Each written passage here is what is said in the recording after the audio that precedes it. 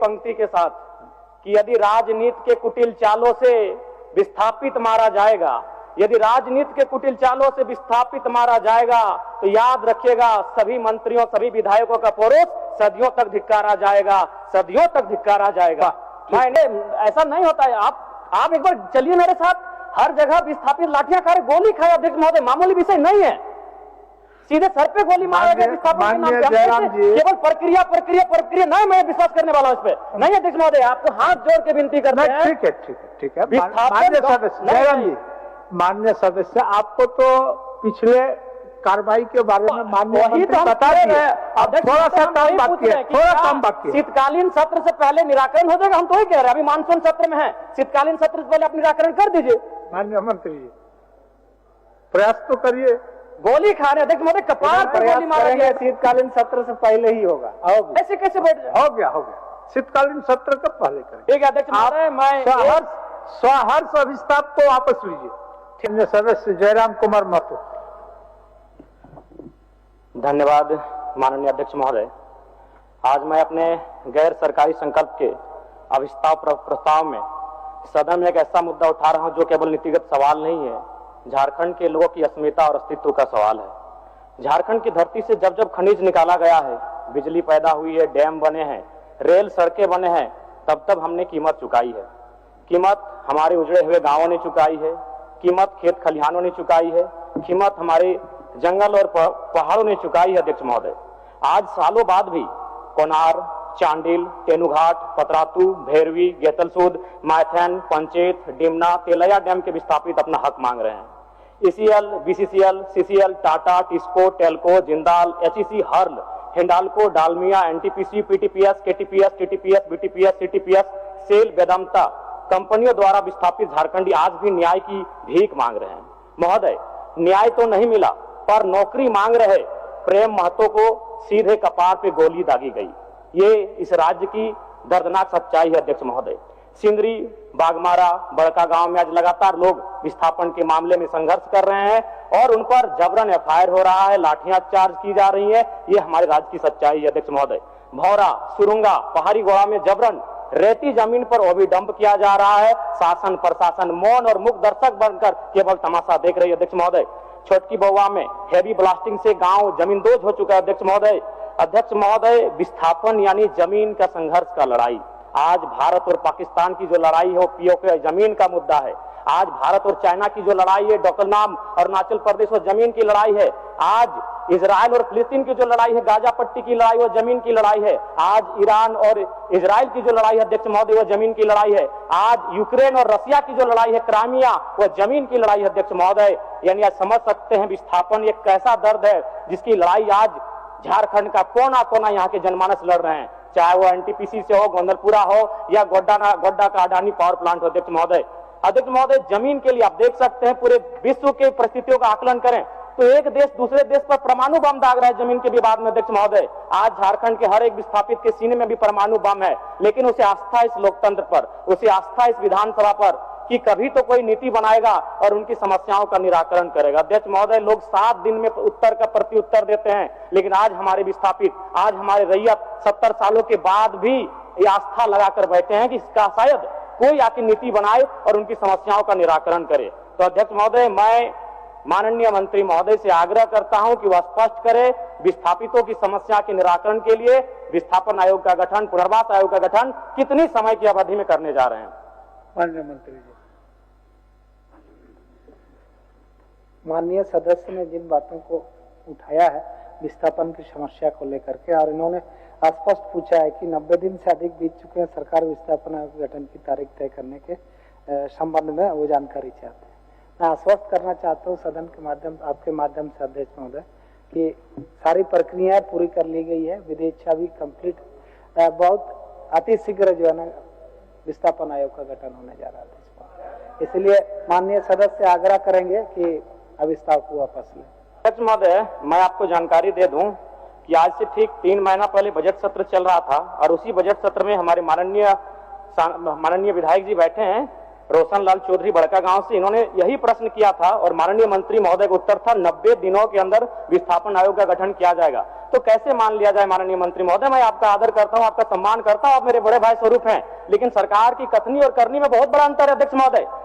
इनका यही सवाल था और माननीय मंत्री महोदय का उत्तर था कि 90 दिनों के अंदर विस्थापन आयोग का गठन कर लिया जाएगा। 90 दिन समाप्त हो चुके हैं, तो मैं कैसे विश्वास करूं कि किन 90 दिनों में आप विस्थापन आयोग का गठन करेंगे अध्यक्ष महोदय।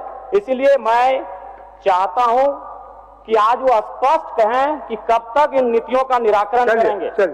माननीय मंत्री जी, 90 दिन के अंदर विस्थापन आयोग निर्माण करने के लक्ष्य में आप क्या क्या एक्सरसाइज किए हैं, क्या क्या किए हैं, कहां तक किए हैं, जानकारी दे दीजिए। अध्यक्ष महोदय, सारी प्रक्रिया नियमावली की गठन हो चुकी है, विधि विभाग से परामर्श हम लोग प्राप्त कर चुके हैं, कार्मिक विभाग से, मैंने प्रक्रियाधीन है कैबिनेट की प्रक्रिया में, इसलिए मैं आश्वस्त कर रहा हूं कि बहुत जल्द अति शीघ्र विस्थापन आयोग की गठन हो। माननीय सदस्य अपना विस्तार वापस करें। ठीक अध्यक्ष महोदय। अध्यक्ष जयराम जी, समय ज्यादा नहीं, महत्वपूर्ण विषय है महोदय, आप हम आप ही को सहयोग कर रहे हैं। 90 दिन के अंदर जो मंत्री जी का आश्वासन सदन के अंदर था, उसमें कुछ दूर तक चले हैं, लेकिन अंतिम जगह पर नहीं पहुंचे हैं, बहुत शीघ्र पहुंचेंगे, यही थोड़ा सा समय लूंगा। चलिए अध्यक्ष महोदय, ये गंभीर विषय है। गोंदलपुरा में लोग 1000 दिनों से धरना पर बैठे हैं, 13 माइल में लोग धरना पर बैठे हैं, यानी नगरी में भी लोग विस्थापन को लेकर आंदोलन कर रहे हैं। गंभीर विषय है अध्यक्ष महोदय। मैं चाहता हूं कि नीति में यह तय होना चाहिए कि भूमि अगर छीनी जाएगी तो भूमि के बदले भूमि मिले, उचित मुआवजा मिले, हर प्रभावित परिवार को रोजगार की गारंटी मिले। विस्थापन से पहले ये आपका मांग है, ये अलग विषय है, ये आपका मांग है, आप किसी भी प्लेटफॉर्म में इस मांग को रख सकते हैं, ये अलग विषय। मैं एक सुझाव देना चाहूंगा। क्वेश्चन आपका है, एक सुझाव, अभिस्ताप जो है, उस अभिस्ताप के परिप्रेक्ष्य में माननीय मंत्री आपको आश्वस्त करेंगे कि कितने दिनों के अंदर ये बाकी जो काम है इसको कर लेंगे। चलिए, बाकी काम जो बचा है हमने तो स्पष्ट कहा अध्यक्ष महोदय, इसमें समय सीमा की बात ही नहीं है, प्रक्रियाधीन है ये कैबिनेट के लिए। बहुत जल्द यथा शीघ्र हम लोग गठन करने जा रहे हैं। हो जाएगा। इसलिए 1 मिनट का समय दे दिया जाए। 1 मिनट बोलिए। मैं माननीय मंत्री महोदय से जो मामले वर्षों से लंबित हैं उनके निष्पादन के लिए ट्रिब्यूनल कोर्ट का निर्माण किया जाए। भारतीय संविधान अनुच्छेद 323 संसद और विधानमंडल को कुछ विशेष विषयों जैसे भूमि सुधार, औद्योगिक विवाद, विदेशी मुद्रा जैसे संबंधित विवादों के निराकरण के लिए। माननीय सदस्य, आपका गैर संकल्प में जो विषय आपने लिखा है उसी के बारे में बोलिए, ये आपका अलग विषय है, रिलेटेड है। हाँ नहीं, ठीक है, ट्रिब्यूनल का संबंध भूमि विवाद से है, विस्थापन से है। इसमें आपको एब्स्ट्रैक्ट जो बने आप चीज लिखे हैं उसी पर वो जवाब देंगे। रिलेटेड और विषय देखिए, भूमि विवाद ये अनुसूची आप राज्य जो सूची है उसमें 17 का धारा सेक्शन में है कि वो सरकार, राज्य सरकार उस पर कानून बना सकती है। तो मैं समझ नहीं आ रहा कि माननीय मंत्री महोदय पिछली बार भी 90 दिन का समय मांगे थे, माननीय जिस विषय को बोल रहे हैं वही विषय को लाए थे हमारा रजक जी, उमाकांत रजक जी, और उसी पर थोड़ा सा भिन्न था वो। करीब सीधा एकदम सीधा ऑब्जेक्टिव माननीय मंत्री महोदय बता दें, ताकि अगला बार, आज जो मैं सवाल पूछ रहा हूं, ताकि अगला बार कोई माननीय सदस्य विस्थापन पर बहस और सवाल ना करे, अपना समय जाया ना करे, बता दें कितने दिनों में स्पष्ट। ये सवाल घुमा फिराकर 2-3 माननीय सदस्य आज लेकर आए हैं। ठीक, माननीय मंत्री जी, हमने स्पष्ट कह दिया अध्यक्ष महोदय, इसमें और अति शीघ्र मैंने कह दिया, प्रक्रियाधीन है कैबिनेट के प्रक्रिया में, तो इसलिए उस पर समय नहीं दिया जा सकता। वो 1 महीना भी हो सकता है, 3 महीना भी हो सकता है, लेकिन गठन की प्रक्रिया है, तुरंत हम लोग करने जा रहे हैं, तुरंत करने जा रहे हैं। ठीक है, मान लीजिए तुरंत, फिर भी 15 दिन 45 दिन। अच्छा, तुरंत जब बोल दिए तो तुरंत का शब्द 2-4 साल थोड़ा होता है, तुरंत मतलब अगले सत्र से पहले मान लें। अगले सत्र जब हम लोग शीतकालीन सत्र में सदन में बैठेंगे, उससे पहले हम मान लें कि माननीय मंत्री महोदय निराकरण हो जाएगा, करने जा रहे हैं। राज्यहित में आपकी भी चिंता और भी माननीय सदस्यों की चिंता को विशेष ध्यान देते हुए इस राज्य में लाखों लोग जो विस्थापित हुए उनके साथ न्याय हो। सरकार गंभीर है और हम लोग गठन करने जा रहे हैं, इसलिए आप इस को वापस करें। माननीय अध्यक्ष महोदय, ऐसा नहीं होता है। आप एक बार चलिए मेरे साथ, हर जगह विस्थापित लाठियां खा रहे, गोली खाए अध्यक्ष महोदय, मामूली विषय नहीं है।